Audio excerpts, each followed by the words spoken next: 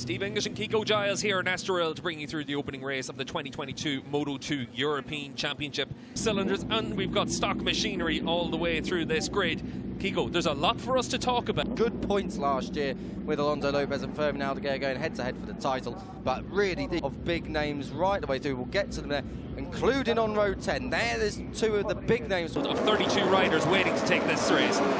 Quick start from Tulovic, slow start from Senna Agius on the 81 machine, and it looks like Peter Persikowski has been able to make a good start down into big crash. And you can see their big instant on the run down in towards turn one. A lot of riders coming close to one another on that run. We'll wait and see what happens from that, but very easy for an instant on a 32 rider field on the run. Cardle Loose trying to claim his first race victory of his career in the Moto2 European Championship. Yeah, that was a nasty accident off the start line. Hopefully those involved towards turn one. As you can see, though, Lukas Tulovic able to be nice and clean at the front of the field, leading from Peter Sikorski.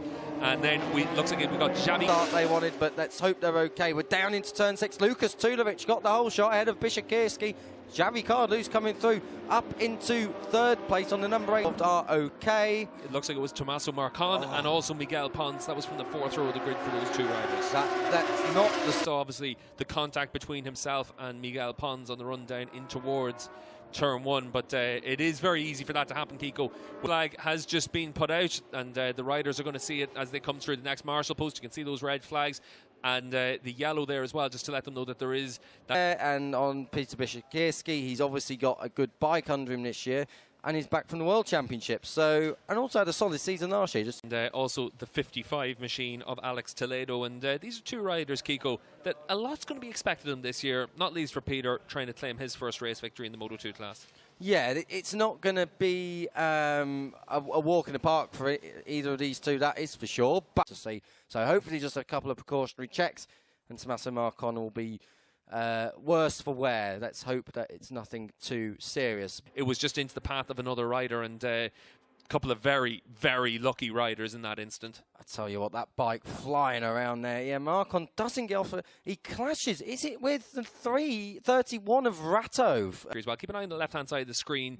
There you can see the big incident. And for Tommaso, we saw him it looked like 2022 campaign. Lukas Tulovic on pole position. It's a quick start from Tulovic, a much better start from Senna Agius this time around, and he's been able to hold on to one of those leading positions. It looks like we've got Alex Toledo with a really good start as well down the inside. He's up in about 12th position right now at the front of the field, though. We're starting to see a little bit of a gap developing between. So far on the restart, good point from race direction. No jump starts. Tulovic did get a bright start. I thought he maybe have jumped it, but he didn't. The 81 of dig in on that number 11 machine to try and close down that gap. Xavi Cardlo's has lost a spot to Alex Toledo on the 55. Really good riding there from Senna Agius. He's been looked after in the past by Leon Camure, of course, both riders from Andorra, and Camure did a lot of training with Agius over the lap. He's also got a couple of years under his belt in World Championship action, including he's already been out in the World Championship this season as well.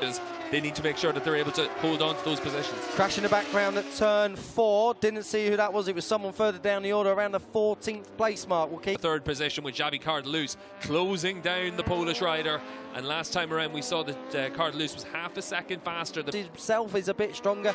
There's no need to make rash passes at this stage of the race. Yeah, the Moto2 class very different to the European Talent Cup or the Junior GP classes. Triumph Moto2 machine.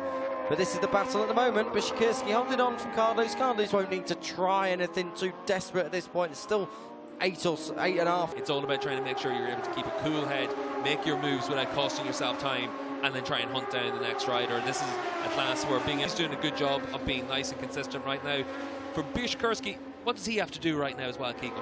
Just got to ride his own race, really. There's no point getting too defensive. The field, lap after lap. Tulovic pulls back another quarter second on Senna Agius. The gap now 1.7 seconds. So he's right now. Sikorski's just got to know where he's strong. Estoril, there isn't too many hard braking areas. There's a couple. Turn 6 is one of them. Turn 1's another.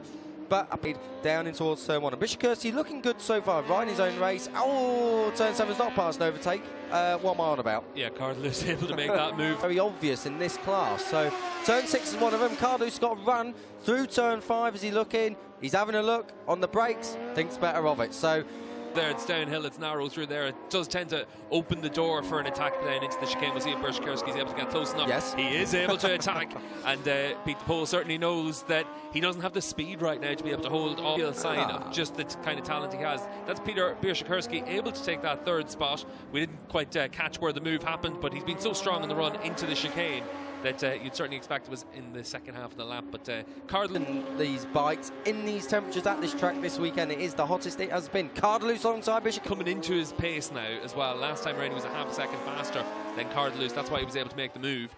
But certainly for Bershikowski, we'll keep an eye on what his times are now, because he's put in another personal best in Sector 3. So as the race... That's just Cardalus as well. He's not making too many errors, not running too wide right there in fourth place. I must say, Skrieger's dropped Toledo pretty quickly. The gap between them about, yeah, 3. Has progressed as the tyres have gone down a little bit. He has come into his own, and he's doing a really good job right now. Some riders just need that opening few laps, Steve, just to get in. He's starting to push harder. He's really starting to press on with that Honda engine machine.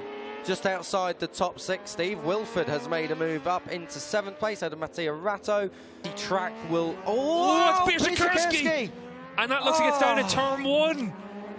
Well, for him, of course, it is a case of making that step that he needs to make this year. He's got a lot of experience. He's been racing here for 3 years now, having come across from the British... Way past the corner, has he been T-boned? I wonder. He has neither. Both riders are down, and you you wouldn't be surprised to see another red flag here. The red flag is out. So in the European Championship, so he's going to be thrilled with that. His team are going to be thrilled with that, and he's joined on the podium by Senna Agius. Such an impressive ride. Ratto is up in 4th position, and then Alex Skrieg is in 5th on our timing screens.